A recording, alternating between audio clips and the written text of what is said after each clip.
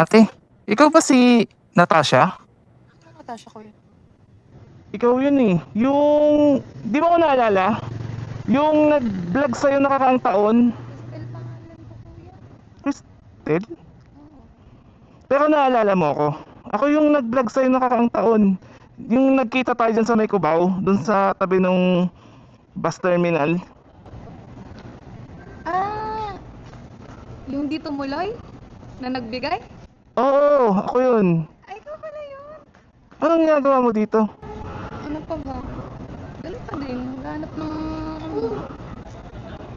pera. Akala ko ba sabi mo tumigil ka na? Tumigil ako 2 buwan. Pero hindi kasi kaya ko yun. Alam mo naman. Diba? Alam ko na sabi ko na sa'yo yun.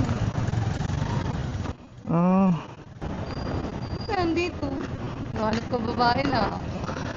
hindi, actually magba-vlog sana ako tapos nag-iikot ako dito. Oo. Tapos pagdaan ko, namukhaan kita. So, umikot ako, binalikan kita. Buti nga nandito ka pa eh. Kukunin mo ako? Kukunin mo na ako?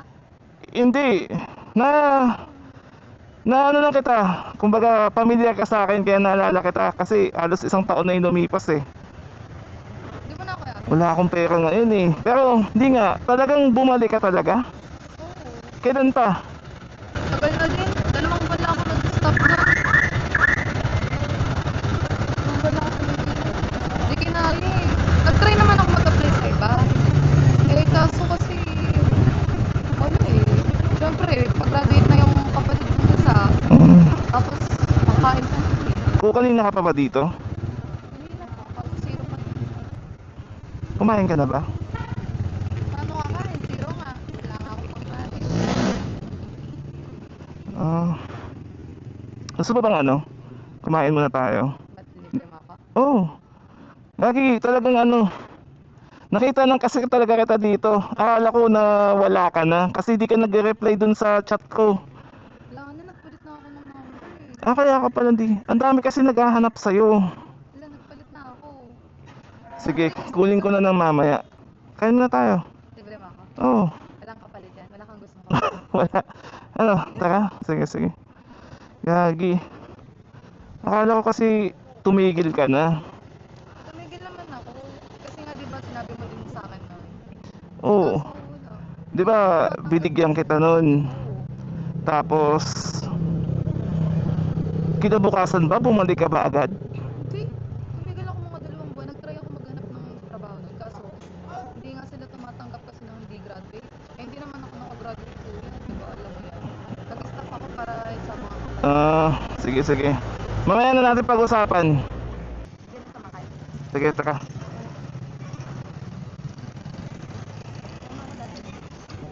Ha? Saan mo ako dadalhin?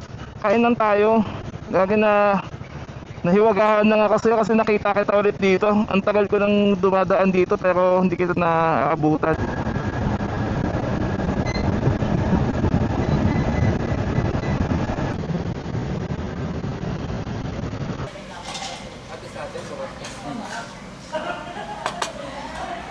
Basta, ano ulit ako? Di ulit kita yung mukha ko dun, Sige, sige. Alam mo naman, di alam na. Kain tayo. Gagi pero di ako makapaniwala na bumalik ka ulit. Alam mo, nag-try na nga ako. Kaso, hindi nga kasi sila tumatanggap ng hindi graduate. Siyempre, kulang ako sa skills. Tapos, hirap pa ako magbasa. Pagdating naman sa, minus na mga sukli, wala din.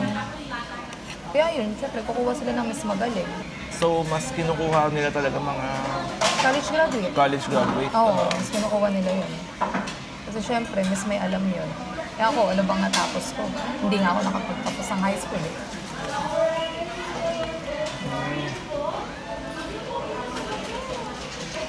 Napadpad ka dun bigla Wala, talagang naghahanap lang ako ng Babae nga. hindi, ng mabablog ko sana. Tapos sabi ko, bakit parang pamilyar, di ba? Buti naalala mo ko. Alam ko na kung ba't mo ako naalala. Bakit? Hindi kasi natuloy yung una. Meeting ka, no? Hindi naman. Sabi sa'yo, tuloy natin. Ano? Hindi ko talaga ginagawa yung ganun. Tsaka, Siyempre lang. wait lang, bakit ba ano? Kailangan mo ng pera. Kasi nga, di ba? Napapara lang kapatid. Tapos panganay ako. Tapos ako din sinasistensya sa pagkain namin. Kulang na kulang yun. Yung kinakita ko nga ngayon, kulang pa. Kaya nga nagdo-double grade ako ng gabi, di ba? Minsan nga, malagari na rin ako ng umaga. Basta magkaroon. Hirap eh. Paano ka titigil sa ganyan kung talagang yan na yung talagang pagkakakitaan mo? Siguro kapag may nakagraduate na sa amin, magkakapatid. Sa ngayon, hindi pa talaga kaya. Kasi syempre, ako aasahan. Ako panganay. Kasi ako yung hindi nag-aaral. Ako magkatrabaho. Kasi naman sila yung tumigil ng pag-aaral, di ba? Ako na lang. Bagay. So, ikaw na yung nagsakripisyo. Oo. Tapos kapag may nakagraduate sa kanila, ayun, pwede na siguro. Pero sa ngayon talaga malabo. Nag-train naman ako. Baka mamaya, isipin mo di ako na. Nag-train naman Sa ako. bagay, kasi yung mga kumpanya ngayon, hindi ang ka rin standard. makakapasok basta-basta pag hindi ka college graduate. Nahanapan ka talagang diploma. Tsaka isipin mo, magkano ba sahod kapag ano, yung regular lang na trabaho, 800 isang araw. Eh yung kinikita ko dito, pumapalo ng minsan, 5K isang araw. Kahit di araw-araw, pero meron. Tapos malaki na rin. Oo. Para mo tayo na, di ba? Kaya yun. Kahit ikaw, kung babae ka, feeling ko yun din yung papatusin mo.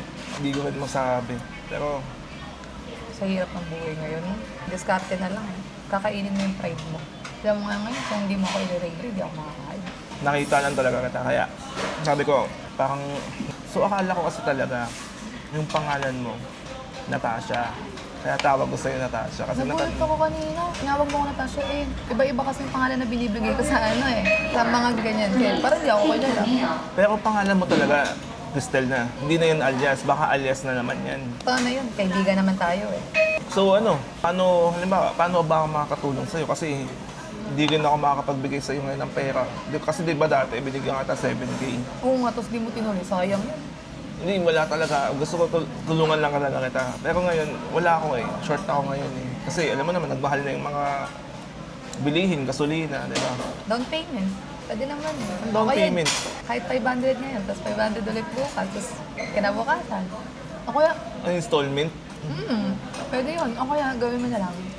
Kahit huwag ka na mag-down. Ha? Huwag ka na mag-down. Kaibigan naman kita eh. Gym mo na ngayon, tapos kahit next time mo na bayaran. Next time ko bayaran? Hindi mo naman ako. Takbuhan mo ba ako? Hindi naman. Pero hirap kasi sa ano eh. Ano ba? Safe naman eh. Hindi, ganito na lang. Ano? Pag nagkaroon ako ng extra, bibigyan na lang kita. Kumbaga kahit wala ng kapalit yun. Wow. Kasi, Kapal yun. syempre tulong ko na rin sa'yo. O kaya, ito na lang. If ever na ma-upload ko yung video na to, tapos kumita, bigay ko na lang sa'yo yung kikitain para at least, di ba? Hello, totoo ba? Pwede wala ka nang kinita na. Hindi, okay lang yun.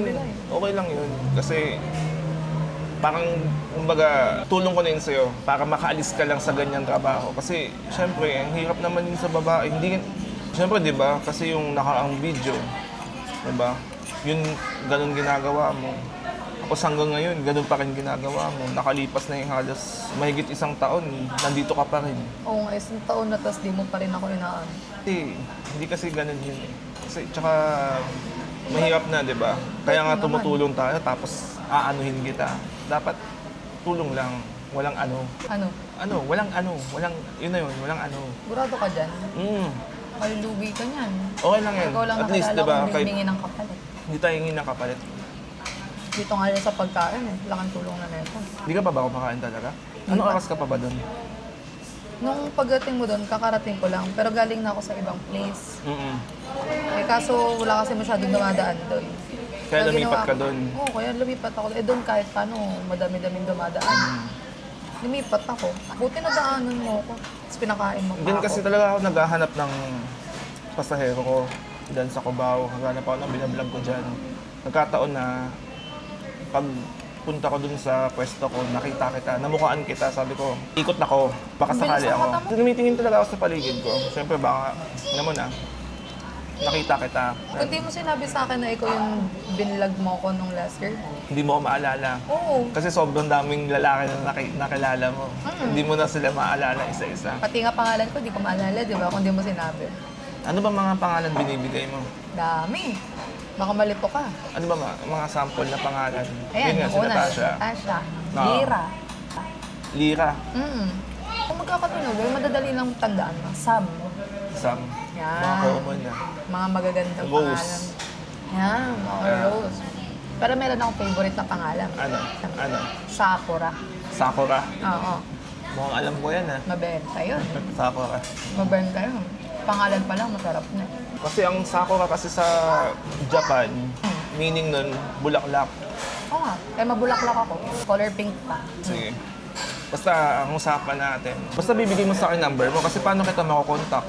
Ang dami kasi talaga naghahanap sa'yo. Ayoko rin naman ibigay basta-basta yung number mo.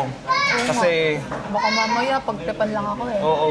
Maghahanap buhay lang naman ako. Ano lang, kunin ko yung number mo. Basta, if ever na may kitain yung video na to, bibigay ko sa'yo. Para at least makatulong naman. Malay mo, kumita ng 1 milyon, di ba? Sapat na siguro yun, baka ka sa... Tigil na talaga ako. Kahit makakagraduate pa, kahit pangatlong kapatid ko nun, graduate na eh. Baka nga makasabay pa akong pag-aaral. Ganun eh. Di ba? Ang pinakapunto Thank kasi you, nito kuya. para matigil ka sa ganitong trabaho. Mahirap talaga pag ganyan. Alam ba nila to? Nung mga kapatid mo, magulang mo? Hindi, syempre kapag nalaman nila na yung pinapang-paaral ko sa kanila, tapos mga pinapangkain ko sa kanila galing Paano sa pag ganun. napanood ka? Kaya nga sabi ko sa'yo, huwag mo papakita yung mukha ko. Yung boses mo? Di yan. Pag nasa bahay naman ako, pamebe yung boses ko eh. Tsaka hindi naman, alam mo ba, sobrang iba ko sa bahay. Ibang-iba ako pag nasa bahay, ibang-iba ako pag nasa labas. Siyempre, pag nasa bahay, ako panganay, kailangan ako yung anong tawag mo doon? Yung ginagaya ng bata. Ano, role parang model. model, oo. Kailangan ako yung role model. Kapag nasa bahay ako, hindi mo ko makikita ng ganito, yung dede, yung makikita ng ganyan. Sabi kung ba't nabalot ka? Pero syempre, pag nasa labas, kailangan, iba na din. Lalo na hindi ko naman sila kasama sa labas. Hindi naman nila ako makikita. Yun. Tsaka pag nalaman kasi ng kapatid ko yun, okay ng nanay ko. Baka ano na nasabihin sa'yo, bumaba yung tingin nila sa'yo, di ba? Tsaka baka di na nila kainin yung pinapakain ko sa kanila. Pipiliin ko na Ano lang. ano bang pagkakaalam nila na saan mo kinukuha yung pera mo? Alam nila, nagtatrabaho ako sa call center. Oo. Kaya pag umalis ako ng bahay, nakaano ako, yung jacket, Pang trabaho ang talaga. trabaho. Tapos pag dating sa labas, hahanap lang ako ng makapagpalit ng CR. Mm-mm. Tapos, ayun na, instant ano na ako. Tawag, gano'n. Hirap niyan? Wala na, sanay na lang din ako. Kailangan eh. Pero, ayun nga, kung may choice naman akong iba, na kaya, yung choice na malaki ba, Mm. kung tutusin, may choice naman talaga. Oo. Trabaho ng iba. Eh kaso, ang problema, hindi sapat. Saka yung malalaking sahod, syempre, ang kukunin Kahit nila, na empleyado kasi ngayon, hindi na rin yung mayaman eh. wala na. Magkano Kahit- sahod? Oo. 800 kada araw. Tapos, may mga kaltas pa yun ng ano yun? Yung, Mga mandatory government oo contribution. yun, Tapos may tax. kaltas pa yun. Oo. Tapos, pataas yung bigay. Hindi naman nadadagdagan yung sahod. Bagay. Pagod pa, eh dito, papaguri mo lang dito, masasarapan ka pa. Bagay. Win-win, di ba? May pera ka na, nandun na. Oo. Oo, gets ko naman. Kaya yun, nasanay na lang din ako. Minsan, may nakikita naman akong babae, pero madalas talaga loko-lok. Parang akala nila, porket ganun nga. Binayaran ka na. Oo, akala nila, binili nila yung buhay mo. Di mawawala yung ganun. Yung parang aangkinin ka bigla, tapos sasabihin, mayroon pa nga nagbabanta dyan eh. So, sa akin mo lang talaga binigay yung tunay mong pangalan. Siyempre, mabait ko. Tinan mo, pinakain mo nga ako, ayaw mo pang kapalit. Kahit ako rin nagsasabi sa'yo, walang down payment. O baka ito na yung down payment. Hindi. Bale. Sa kain ka muna dyan. Tapos, Kain muna tayo. Papatayin ko muna tong hindi kasi ako makakain pag nagre-record tayo eh. Patayin ko muna. Kumbaga, hindi ka sanay kumain na nagre-record. oo. Baka kung ano masabi ko eh. Ako sanay ako. Hindi, sige, papatayin ko muna. Sige.